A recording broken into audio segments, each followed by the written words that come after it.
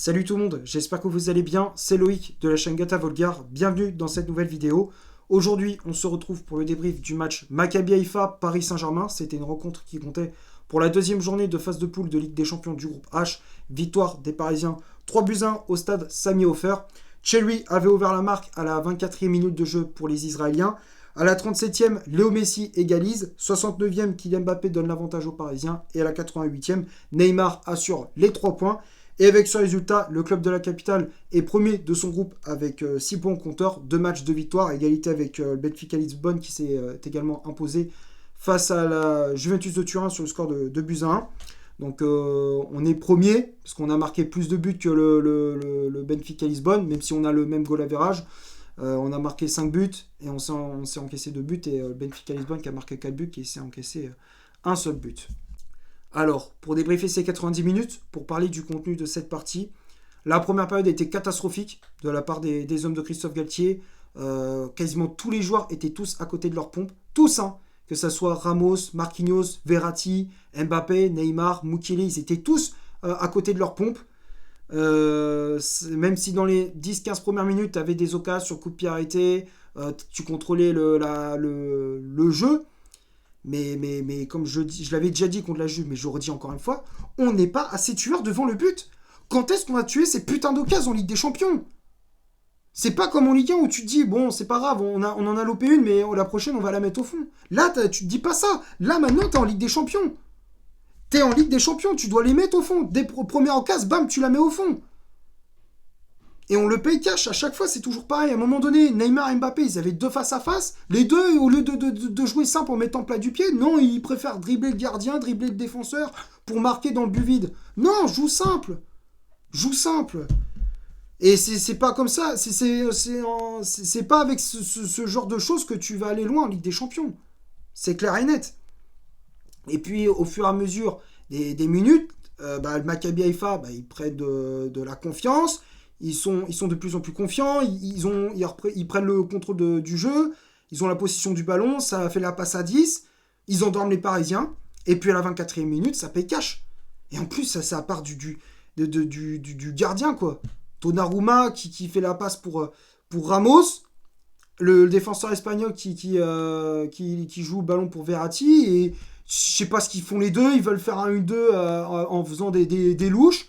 Verratti qui fait une louche de merde, donc du coup c'est récupéré par le Maccabi Haïfa. Décalage à droite, et le centre au second poteau pour Cherry qui prend le dessus sur Vitinha. Et là tu te demandes la défense où est-ce qu'elle est, parce que Vitinha il n'est pas censé être à ce moment-là. Pour moi il est un peu fautif sur le but. Alors, ok, pour moi il est fautif, mais tu te dis aussi les défenseurs où ils sont. Marquinhos, Danilo et puis Ramos, où est-ce qu'ils sont? Ils reviennent pas assez, ou enfin je sais pas, le but il est alors c'est bien joué pour le Maccabi Haïfa, mais notre but il est pour notre fraise. Donc 1-0 pour le Maccabi Haïfa. D'ailleurs ce Cherry, le numéro 10 du Maccabi, très bon. Je sais pas s'il y a des supporters du Maccabi Haïfa qui regardent ce débrief, mais en tout cas votre joueur il est très fort, très très fort. Alors je sais pas s'il est comme ça d'habitude, mais c'est un très bon joueur. Très bon joueur, technique, rapide, il joue simple, il se prend pas la tête, et il a été buteur d'ailleurs. Pour moi, c'était l'un des meilleurs joueurs du Maccabi Haïfa sur la pelouse. Donc, ça fait 1-0 pour les Israéliens. Ensuite, Paris qui essaye de réagir avec Messi, Mbappé, mais on bute sur un très bon gardien du Maccabi. Et puis à la 37e, quand même petite étincelle, si on peut dire ça comme ça, avec le but de Messi sur un travail de Mbappé côté gauche, l'attaquant français qui centre au premier poteau pour Messi qui reprend en première intention, pied gauche, frappe croisée, le gardien est battu, un partout, et c'est le score à la mi-temps. La deuxième période, tu as un peu plus le ballon, mais tu fais tourner, mais sans vraiment être dangereux. Maccabi qui essaye de s'engouffrer dans les brèches, dans les espaces que tu laissais, parce que tu laissais beaucoup trop d'espace. Défensivement, tu avais au moins 5, voire même 10 mètres entre les trois défenseurs, tu avais au moins 5 ou 10 mètres. Que ce soit Ramos, Marquinhos ou Danilo, les trois, ils étaient, il y avait trop d'espace. Donc du coup, le Maccabi essaye d'en profiter pour s'engouffrer dedans. Ils ont eu des occasions. Mais heureusement pour nous, ça manquait de justesse dans la finition. Et puis les minutes passent et on se dit, bon, bah, j'espère qu'on va repartir avec les 3 points.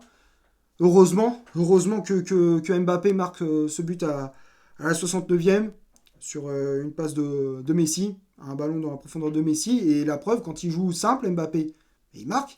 La preuve, le but passe en profondeur de Messi. Il prend de vitesse le défenseur du Maccabi, frappe en première intention, pied gauche, frappe croisée, au fond des filets. 2-1. C'est simple, des fois quand tu joues simple, bah, tu marques plus facilement. Enfin, au lieu de faire compliqué, on peut jouer simple. Et tu vois, c'est quand tu joues simple, bah, tu marques plus facilement des buts. Au lieu de te compliquer la tâche à vouloir dribbler le gardien.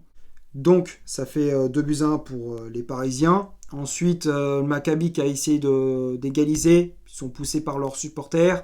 Ils essayent de revenir à de partout avec des occasions sur corner, sur coup franc. Mais ça manque de lucidité, ça manque de précision dans la finition.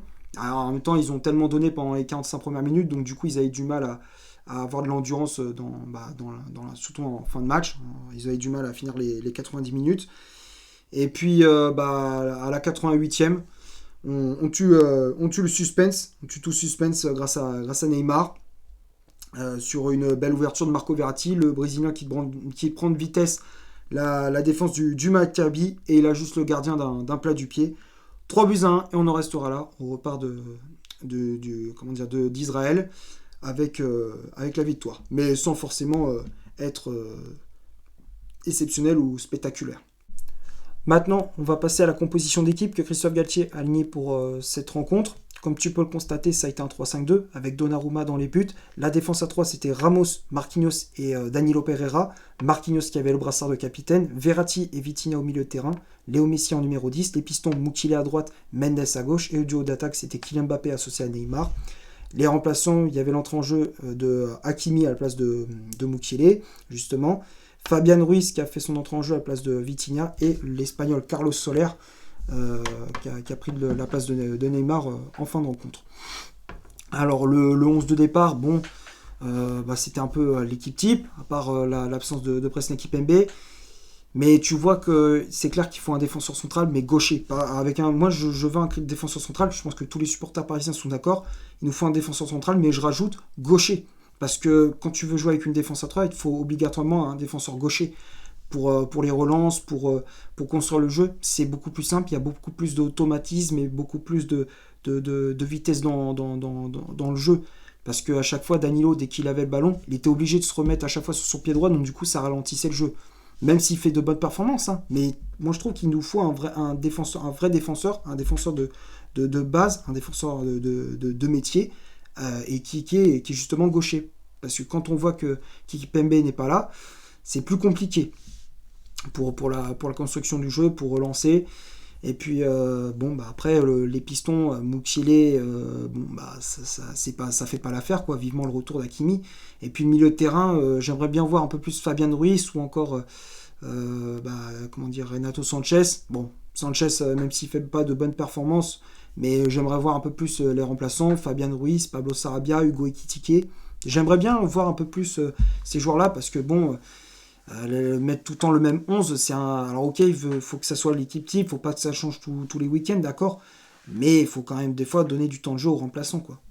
Et j'espère et Galtier, le problème c'est qu'il fait ces changements, ces changements sont trop tardifs, quoi. C'est ce qu'on dit, on le pense, et moi je dis assez régulièrement ces derniers temps. Maintenant, on va parler des chiffres de cette rencontre. On va commencer par le Maccabi Haïfa. 44% de possession de balle pour les Israéliens, 4 corners, 9 tirs au total, dont 5 tirs cadrés, 6 hors-jeu signalés. Et du côté du Paris Saint-Germain, 56% de possession de balle, 11 corners, 11 tirs au total, dont 6 tirs cadrés, 3 hors-jeu signalés. Donc quand on regarde les stats, oui, le PSG a eu la possession de balle, ils ont eu des occasions, mais comme je disais, on n'était pas assez tueurs. Je pense que si Paris était plus tranchant dans la finition, je pense que ça pouvait partir sur un 5-1, voire même peut-être un 6-1, sans exagérer. Hein. Si Neymar et Mbappé ils étaient plus tueurs dès le début du match, Là, c'est clair, on leur mettait une valise, je suis sûr. Je mets ma main coupée que si on était plus tueur, bah, ça partait sur un score de baby-foot. Et bon, bah, comme tu sais comment c'est le PSG, quand on n'est pas tueur dans le but, bah, on doute et puis bah, l'adversaire prend le dessus. Maintenant, les tops et les flops, bah, il n'y a pas beaucoup de tops. Hein. À la limite, le seul que je mettrais dans les tops, c'est Vitinha. Mis à part qu'il est un peu fautif sur le premier but, il n'est pas assez agressif sur Sherry, le buteur du Maccabi. Mais sinon, à part ça, c'est pour moi le seul qui a fait un bon match au milieu de terrain. Si peut-être aussi Mendes qui a été un peu plus agressif, on va dire, il y avait un peu plus d'animation sur ce côté, parce que Mukiele c'était mort. Mukiele pour moi il a pas fait un bon match, j'ai préféré le match de Mendes. C'est pour moi les deux seuls tops de cette rencontre, et puis peut-être aussi les remplaçants, Hakimi, Ruiz et Carlos Soler. Mais sinon le reste non, ils n'ont pas été bons. Donnarumma, son jeu de pied est catastrophique. Dès les premières minutes, on a bien vu, il a failli faire encore une fois comme il avait fait contre le Real Madrid l'an passé. Ramos, Marquinhos et Danilo, ils se sont fait bouger, il laissait trop d'espace, même surtout Marquinhos, il mettait pas un pied devant l'autre. Verratti, bon, ouais, il est pas décisif sur le but de Neymar, mais il a quand même énormément souffert dans notre jeu, quoi. Il a énormément souffert. Messi, bon, ça, même il a été buteur et passeur, c'est pas le meilleur Messi qu'on ait vu en Ligue des Champions et en championnat aussi. Et Mbappé et Neymar, c'est pareil. Même s'ils ont été buteurs, pour moi, ils doivent faire beaucoup mieux. Ils doivent montrer un autre visage, quoi. Bon, je vais m'arrêter là pour ce match. Je pense avoir fait à peu près le tour. J'espère que ça vous aura plu. Si c'est le cas, vous laissez un énorme like. Tu t'abonnes, tu likes, tu commentes. Ce que tu en as pensé du match, tu me dis en commentaire. Et puis, n'hésite pas à faire un tour sur mon compte Instagram. Le lien est dans la description. Et d'ici là, portez-vous bien. On se retrouve pour un prochain débrief. Ciao.